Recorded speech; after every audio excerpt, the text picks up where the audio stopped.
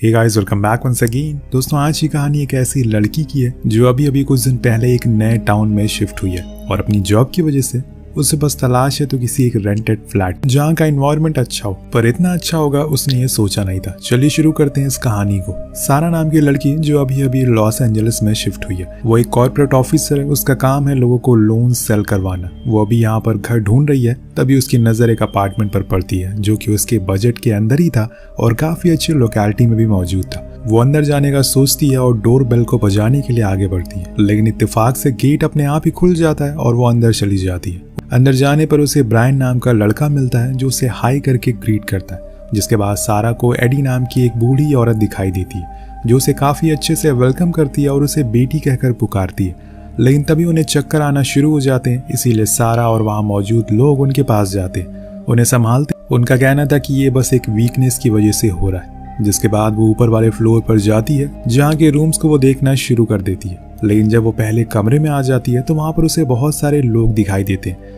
जो उसी की तरह थे, यहाँ पर रूम देखने के लिए आए थे। अब वो इतने लोगों को देखकर हैरान रह जाती है और सोचती है कि ये तो उससे ज्यादा ही पैसे दे रहे होंगे, इसीलिए बेहतर है कि यहाँ से वापस चले जाओ। लेकिन उसे जाते हुए देखकर जेरी नाम का मिडिल एज आदमी उसे रोक लेता है और कहता है कि आप भी फ्लैट देखने के लिए आई थी। तो सारा कहती है कि हाँ, लेकिन शायद अब मेरे लिए यहाँ पर जगह नहीं है। तो वो कहता है कि ऐसा कुछ नहीं है, अभी बहुत जगह बाकी है। जिसके बाद वो सारा को उसकी नीड पूछता है, उसे कैसा फ्लैट चाहिए।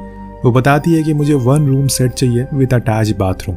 वो कहता है कि ठीक है, पर ये सिंपल सा फॉर्म आपको फिल करना होगा। अगर हमें लगेगा कि आप ठीक हो इस फ्लैट के लिए तो हम आपको कांटेक्ट करेंगे। वैसे भी आप दिक्कत मत, हमें आप जैसे लोगों की ही जरूरत है फ्लैट के रेंटल के लिए, क्योंकि यहाँ पर काफी बुरे बुरे लोग भी आते रहते हैं। ये बात सारा को थोड़ी अजीब लगती है, लेकिन वो इग्नोर कर देती है और स्माइल करते हुए उस फॉर्म को भर देती है। अब जेरी उसे आखिरी में बताता है कि इस अपार्टमेंट में किसी भी तरह का पेट अलाउ नहीं है, ज्यादातर लोगों को इस पेट से एलर्जी है। तो सारा कहती है कि उसके पास तो कोई पेट है ही नहीं। अब वापस आते हुए उसके दिमाग में बस यही चल रहा था कि कैसे भी करके उसे ये फ्लैट मिल जाए, क्योंकि यहाँ का एनवायरनमेंट और लोग बहुत ही ज्यादा फ्रेंडली थे। अब यहाँ सारा को हम उसके रीसेंट घर में देखते हैं जहाँ वो कॉल पर अपने डैड से बात कर रही होती है। इसी बीच हमें ये पता चलता है कि उसकी कुछ खास बनती नहीं है अपने घर वालों से और इसीलिए वो उनसे दूर रहने के लिए आई है। तभी हम एक और बात नोटिस करते हैं कि सारा के पास एक कैट है, यानी कि एक पेट है। उसने जेरी से झूठ बोला।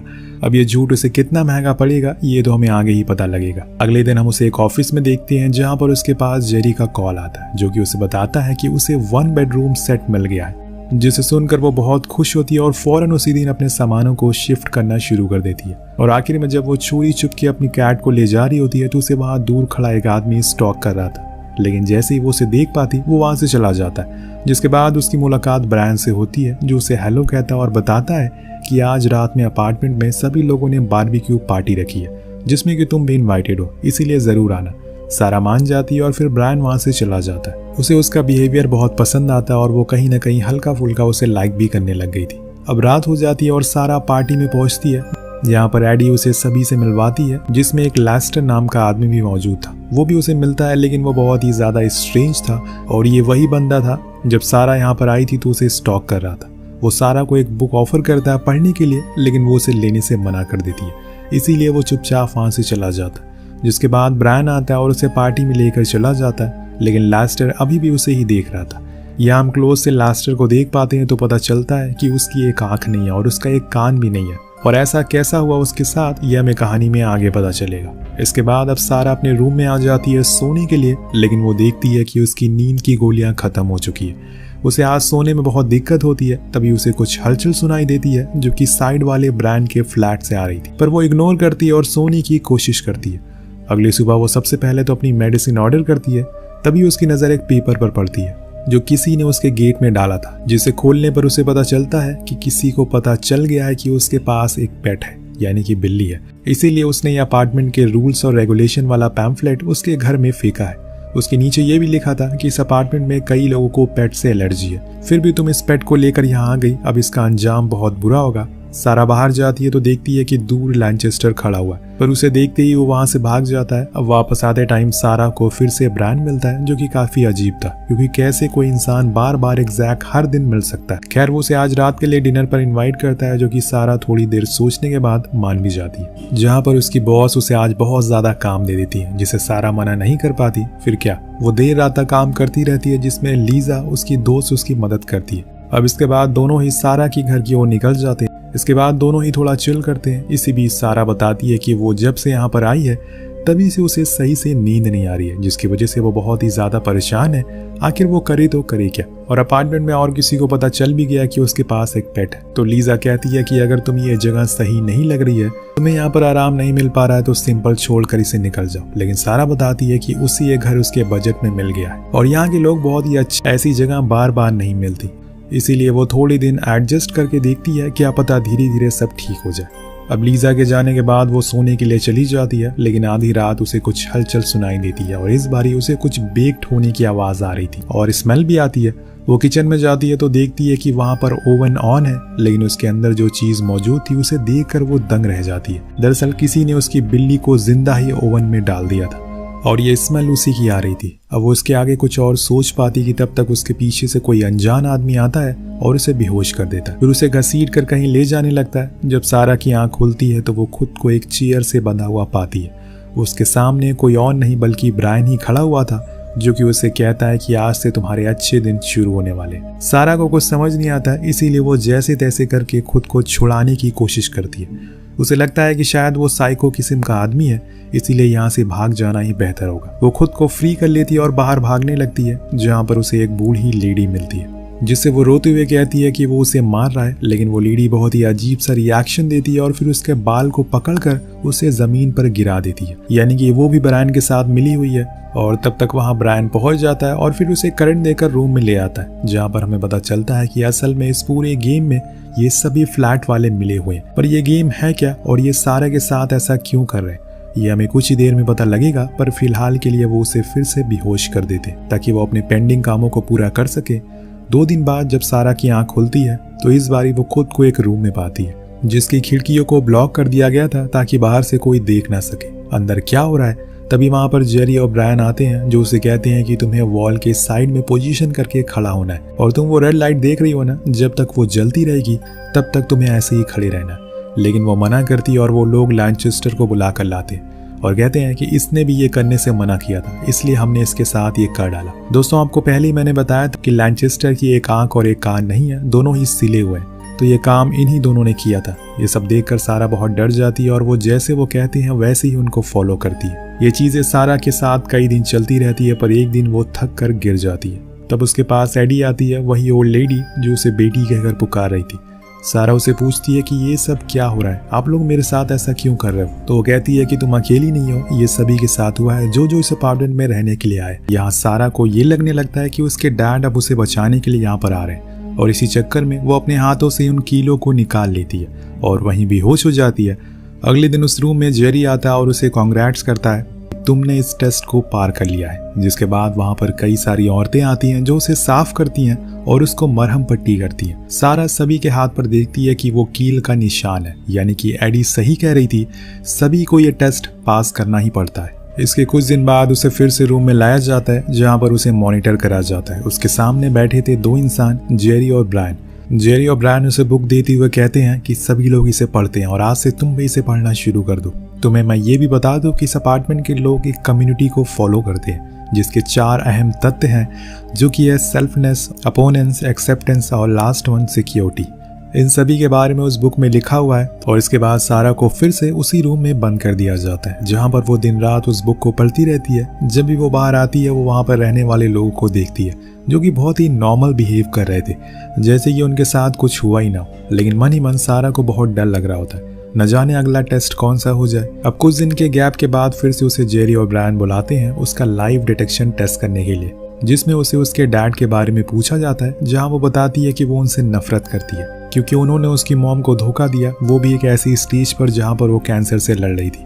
उन्हें तो अपने आखिरी टाइम तक पता ही नहीं चला कि वो उन्हें चीट कर रही है। फिर एक दिन उनकी मौत हो गई, जिसके बाद जेरी उसे पूछता है कि क्या वो उसकी कम्युनिटी को ज्वाइन करना चाहती है।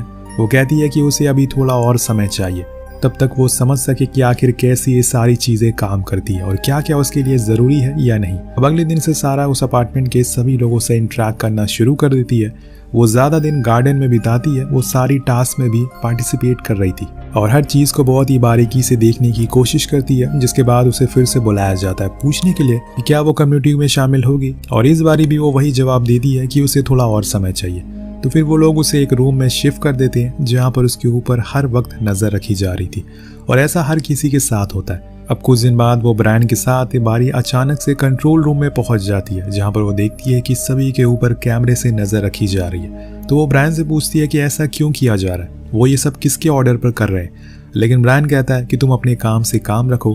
तभी उसकी नजर एडी के रूम पर पड़ती है, जिसमें हम देख पाते हैं कि वो चल नहीं पा रही है, इसीलिए वो उसके पास फौरन जाती है, उनकी मदद करती है। अब कुछ दिन बाद वहां पर बहुत सारे लोग आ जाते हैं जो उन्हें लास्ट गुड बाय कहते हैं। लेकिन सारा के दिमाग में था कि अभी तो बिल्कुल ठीक है, इनकी इतनी बुरी हालत भी नहीं है, तो फिर ये लोग लास्ट गुड बाय कैसे बोल रहे हैं। तो बेसिकली दोस्तों, इस कम्युनिटी में जब भी लोग बूढ़े हो जाते हैं तो उन्हें ऐसे ही मौत दे दी जाती है।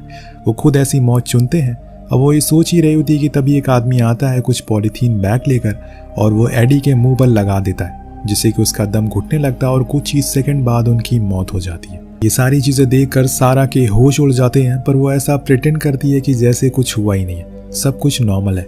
इसके कुछ देर बाद उसे फिर से बुलाया जाता है। इस बार सारा कह देती है कि हाँ, मैं तैयार हूँ आपकी कम्युनिटी का हिस्सा बनने के लिए।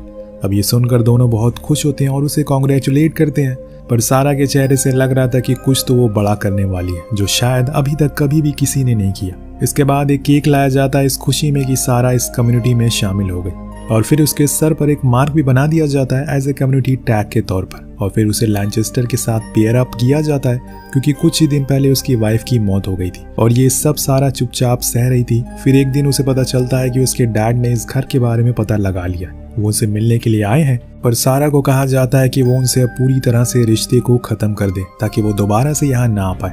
जब वो अपने डैड को देखती है तो रोना शुरू कर देती है और उन्हें गले से लगा लेती है। वो अपने इमोशन को कंट्रोल नहीं कर पाती, लेकिन ये सब ब्रायन मॉनिटर कर रहा था। वो पीछे से एक रॉड लेकर धीरे धीरे आगे बढ़ रहा था, पर सारा को पता चल जाता है, इसीलिए वो उन्हें बुरा भला कह देती है और उन्हें यहाँ कभी ना आने को कहती है, जिससे कि वो चले जाते हैं और उनकी जान भी बच जाती है। और ये सब सारा ने बस उनकी भलाई के लिए किया था। अब फिर से इस घर के बाहर वैकेंट का बोर्ड लगा दिया जाता है, जिससे कि वहां पर कई सारे लोग फिर से आते हैं उस फ्लैट को देखने के लिए, जिसमें लीजा भी थी। जी हाँ, सारा की दोस्त लीजा। उसे इस घर के बारे में कुछ भी सच्चाई पता नहीं होती, पर जेरी उसे सेलेक्ट कर लेता है और उसे रूम दे दिया जाता है। पर सारा उन लोगों से कहती है कि लीजा बहुत ही अलग है, वो इतनी आसानी से ये सब नहीं मानेगी। तो जेरी कहता है कि तुम भी मान गई ना, वो भी मान जाएगी। धीरे धीरे करके लीजा के साथ भी वही चीजें होना शुरू हो जाती है। लेकिन जब वो लोग उसके साथ वो कील वाला गेम शुरू करते हैं तो लीजा ब्रायन का कान काट लेती है और भागना शुरू कर देती है। तो ब्रायन सारा को बुलाता है और उससे कहता है कि तुम जाकर इसे मनाओ और इसे शामिल करो हमारी कम्युनिटी में। वो अंदर जाती है तो देखती है कि लीजा बहुत ही ज्यादा गुस्से में है। वो उसे सारी सच्चाई बताती है, लेकिन लीजा कहती है कि मैं तुम्हारी तरह ब्रेन वॉश नहीं होंगी, तुम लोगों के साथ जो बुरा भला करते हो वो मैं नहीं करूंगी। ये बोलकर वो वहां से भागने लगती है, लेकिन सारा उसे रोकने की कोशिश करती है, लेकिन वो नहीं रुकती। तभी वहां पर जेरी आ जाता है तो उस पर एक स्क्रू ड्राइवर से वार कर देती है और गेट के बाहर आ जाती है। लेकिन इतने में जेरी उसे शूट कर देता है और वो वहीं मारी जाती है। अब ये देखकर सारा को बहुत ज्यादा गुस्सा आता है, वो पागल हो जाती है और वो जेरी की बंदूक छीन कर उसे ये गोली मार देती है। तभी उसकी नजर उसके सर पर पड़ती है, जहां पर वही सेम मार्क था, यानी कि वो इस कम्युनिटी का हेड नहीं है, उसने ये सब की शुरुआत नहीं की है। अब सारा वहां से भागना शुरू कर देती है, लेकिन अलार्म बज गया था, सभी लोग बाहर आ गए थे। इसी में ब्रायन भी होता है, वो उसे यहाँ से जाने को मना करता है, लेकिन सारा ने तो ये सब जानबूझकर किया था ताकि वो सही समय का इंतजार कर सके, और अब वो समय आ गया है। तभी ब्रायन कहता है कि मैं तुम्हें बताता हूँ कि ये कम्युनिटी असल में जेरी ने नहीं, चार्ल्स नाम के आदमी ने शुरू करी थी, और उसकी 30 साल पहले मौत हो चुकी है। उसने ही वो बुक भी लिखी है और इसी कम्युनिटी को हम लोग आगे बढ़ा रहे हैं। अब सारा को जानना था कि इसके पीछे कौन है, और वो अब जान चुकी है, इसीलिए वो ब्रायन को भी गोली मार देती है और वो गेट की ओर भागने लगती है, लेकिन वो तो लॉक है। लेकिन तभी पीछे से एक आदमी आ जाता है और वो सारा को पकड़ लेता है। लेकिन यहाँ कहानी में एक ट्विस्ट आता है, लैनचेस्टर सारा की बंदूक ले लेता है और उस आदमी को शूट कर देता है। ये देखकर सारा भी दंग रह जाती है, क्योंकि उसने शुरू से ही लैनचेस्टर को एक खराब आदमी समझा था, लेकिन वह ऐसा नहीं था। वो उस गेट को भी खोल देता और सारा को भागने को कहता है, और फिर उस गेट को बंद कर देता है ताकि अंदर वाले बाहर ना जा सके। इसके बाद वो खुद को शूट कर देता है, क्योंकि इसके बाद उसका क्या हाल होने वाला है ये हम सब जानते हैं। अब सारा बाहर आ जाती है, पर रोड पर वो एक अजीब सी चीज नोटिस करती है कि हर प्रॉपर्टी के बाहर एक ही तरह का बोर्ड लगा हुआ है, जैसे उसके अपार्टमेंट में लगा था। यानी कि ये काम हर अपार्टमेंट में हो रहा है, या फिर ये कहें कि पूरी कॉलोनी में यही सब चल रहा है। बस फर्क इतना है कि वहाँ की कम्युनिटीज अलग अलग है, लेकिन इन सभी का हेडक्वार्टर एक ही जगह है, जो कि उसी गली में था। और जैसे ही उन तक खबर पहुंचती है कि एक इंसान भाग रहा है, तो पूरी गली में, पूरी स्ट्रीट में अलार्म बजना शुरू हो जाता है, जिसे सुनकर सारा एक डेविल स्माइल देती है और फिर तेजी से भागना शुरू कर देती है, जिसके साथ इस कहानी का यहीं पर अंत हो जाता है। आगे इस कहानी में क्या हुआ, क्या वो बच पाएगी या नहीं, या फिर उसे आधे रास्ते में ही मार दिया जाएगा, ये हमें आने वाले पार्ट में पता चलेगा। वेल, आपको कहानी कैसी लगी नीचे कमेंट करके जरूर बताएगा। मिलते हैं अगली वीडियो में। Peace out.